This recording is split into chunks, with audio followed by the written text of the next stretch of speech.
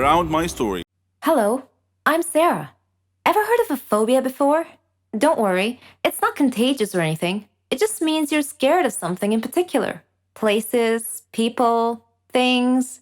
I have a phobia, but I don't like to talk about it. And I definitely don't want to be seen in that state. I was in my second year at college. I had been very busy that semester because we had a lot of assignments, and it was fine. I mean, I liked studying and completing tasks, but I was never a nerd or a geek. No. I like to dress nicely too. I have my own fashion and style. It wasn't easy making friends though. There were two types of people at my school: smart nerds who couldn't care less how they dress, and complete airheads who dressed nice. I didn't fit in either one of those groups, so I basically kept to myself until one day I got assigned to do a task with a girl and a boy, Jane and Kyle. They didn't look nerdy at all, and I thought to myself, oh great, looks like I'll be doing all the work. But when we started talking about the project, they didn't just sit there or toss ridiculous retorts. All three of us were having an actual conversation about the topic. I was so thrilled. It finally seemed like I belonged somewhere. We became friends and did everything together. We could tell each other anything. Well, not everything. I had one secret from my friends. I never told them I had a phobia. Anyway, a year later, Jane moved to Germany with her parents. She was going to finish college there. So it was just Kyle and I now. All through college, we were the best of friends. We even did our graduation project together. On graduation day, Kyle and I were supposed to go out for dinner. He wouldn't tell me where, said it was a surprise. And what a surprise it was. He had picked the highest tower in the whole city to eat dinner at the very top. I don't have a problem with high places in particular. In fact, I'm sure I'll love the view if I ever make it to the top. No, I had a problem with the elevator. A phobia, to be precise. So we were standing at the base of the tower, and Kyle was happily listing all the great features and restaurants up there, but I didn't hear any of it. I was too busy fretting, frozen to the spot, desperately trying to find a way out of the situation. I couldn't say no to Kyle, who was all excited to go up the tower, so I clenched it in and tried my best to stay calm. We got in the elevator, and the doors shut. I couldn't control what came after that. I was terrified, screaming and shouting hysterically, banging on the walls, then falling to the ground. Of course, I don't actually remember any of it. Kyle told me later on. The last thing I remember was the elevator doors shutting close. When I came to, I was at the hospital. Kyle was sitting by my bed looking worried. When he saw that I woke up and that I was feeling fine, he started laughing at me, saying, "Why didn't you tell me you had a phobia?" I felt ridiculous and started laughing too. And then, out of nowhere, he proposed. It was his plan all along, although he pictured it at the top of the tower. All that happened 3 years ago. We're married now, and we have a baby girl. I'm being treated for my phobia. It's not completely gone, but I'm way better now. Apparently, hiding my problems never solves them. I'll have to face them, sooner or later. I am addicted to food. I suffer a lot. I need help. I've tried to give up, but I fail every time. Hamburgers. Who can give up eating hamburgers, especially with barbecue sauce? I didn't mind this kind of addiction, but I'm getting ahead of myself. Let me begin by introducing myself. I am Patricia, 15 years old, living with my parents and my brother. I lead a quiet life. No interests, no hobbies, except for eating, that is. Food is my faithful friend. It never leaves me. It is my partner, my soulmate. But having food as your soulmate has insidious side effects. A dark side, if you will. It denies me a healthy life, robs me of the energy to play, and causes me to sleep excessively. I would much rather stay at home with a bag of potato chips than go out and exercise. My soulmate ultimately betrayed me, though, last Thanksgiving at my granny's home. She lives in a state nearby. Granny was a clever doctor, and an excellent cook at that. She could conjure up something really delicious. On that day, she had prepared barbecue turkey with nuts and other secret recipe ingredients. The taste was so great, as if it had descended from heaven itself. I felt like I was fighting a food war, and I had to win at all costs. I ate and ate and ate. I don't know why, but I just couldn't control myself. I attacked that turkey like it was the last on the planet. But every culinary war with a worthy adversary, such as the barbecued turkey, has its own unique type of casualties. Suddenly, I found myself unable to breathe. I fell to my knees and passed out. The turkey had won. I woke up later in the hospital, though, still clinging to an unfinished turkey leg. The doctor told me that I was gaining way too much weight. He said that I should be put on a diet. Diet? Man, how I hated that word. It hung over my head like the sword of Damocles. It meant depriving me of my passion, my reason for living. I considered eating vegetables in small amounts to be the worst form of cruel and unusual punishment, the worst form of torture imaginable. Imagine thinking of a wonderful, greasy, cheese-laden pizza with all the toppings and then suddenly opening your eyes to find a healthy green salad bowl. But I had reached a turning point in life.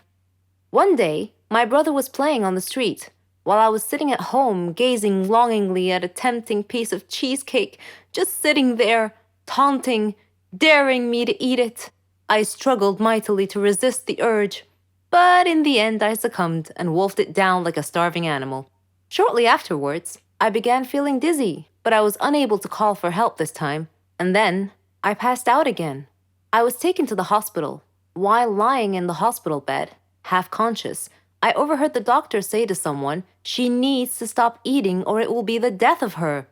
I thought to myself, whoa, death? So I made up my mind right then, right there. I resolved to fight a new war, a war against my appetite. On our way back home, I told my father that I wanted to see a nutritionist. He was delighted to hear that. Later, at the clinic, the doctor welcomed us in. She told me how to overcome my eating fetish. She gave me a strict diet regimen with a schedule full of healthy meals. I kept telling myself that winning this war was possible. I simply had to be patient and persevere. I stuck to the strict diet and did some physical workouts. My parents supported me wholeheartedly. I was enthusiastic. I can totally do this. A week passed quickly, and I eagerly visited the doctor to receive some good news. When the doctor weighed me and told me that my weight hadn't changed at all, I was crestfallen. She looked at me and asked me, how was this possible? I told her I didn't know, because I was following her diet thoroughly, though it did require a tremendous effort on my part. Another week passed, and again I went to the doctor. The results were the same. She said to me, "Patricia, are you sure you're following the diet I prescribed for you?" I said yes. She sat there wondering. Then she told me with a puzzled look on her face, "It's odd, but your weight is increasing, not decreasing." This unexpected piece of news mystified me. Another week passed. No change. The doctor was nonplussed. I returned home with a dejected look on my face. My father asked me what was wrong. And when I told him, he laughed. Do you believe that? My father actually laughed at my predicament. I was furious. He gestured an apology with his hand and then told me that it was my own fault. I was puzzled. What are you talking about? He told me that I had been sleepwalking to the refrigerator every night and eating everything in sight. I was taken aback. I couldn't believe it. "Stop acting like you didn't know it," he said. "You must have been awake." I replied, "No, Father, I'm not acting. I was truly unaware that I've been sleepwalking and eating in my sleep." But now that we've finally solved the mystery of the increasing weight, we returned to the doctor with this new information and told her the situation. She laughed and told me that my discipline had denied my body the food it craved, but my brain had refused to cooperate and had overridden my will by urging me to eat in a subconscious state. She told me not to worry, though, that she could treat that. Armed with this knowledge and her support, and the support of my family, I felt that I could finally win this war. Hey, my name is Rachel. In high school, the homecoming dance was coming up.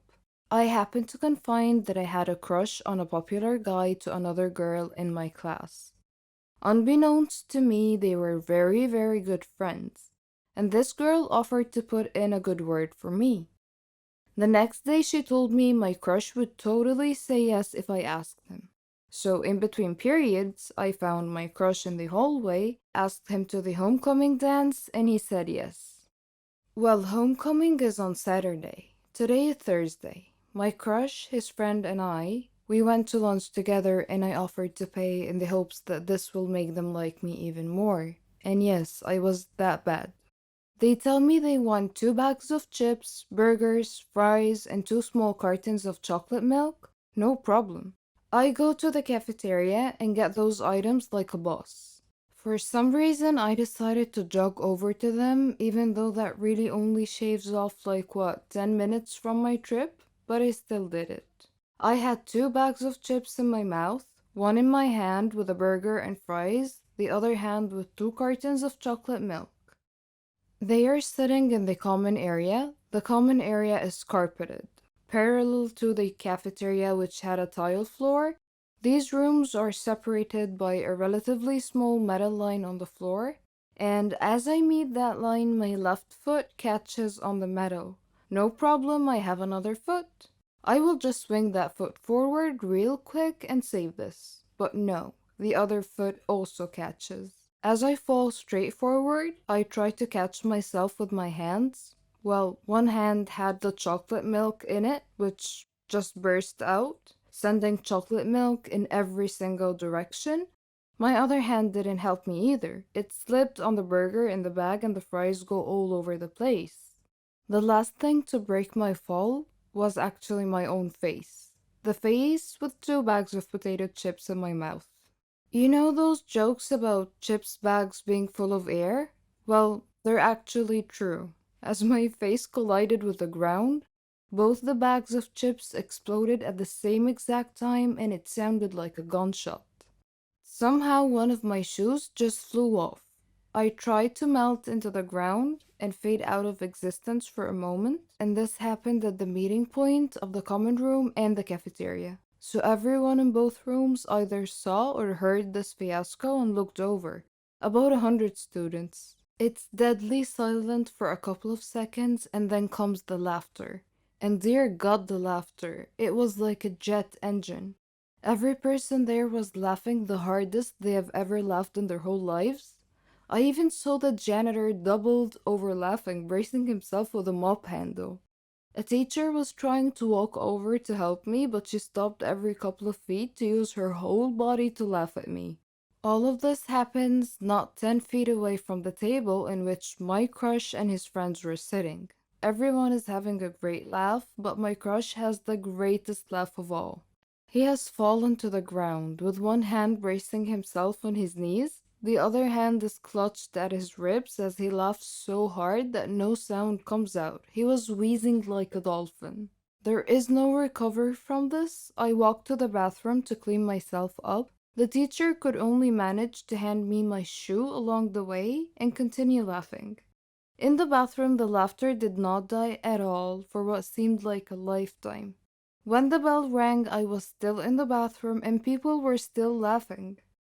While I spent the whole day wallowing in easily the most embarrassing moment of my life, I thought, well, maybe I'm just a funny girl and he will like it.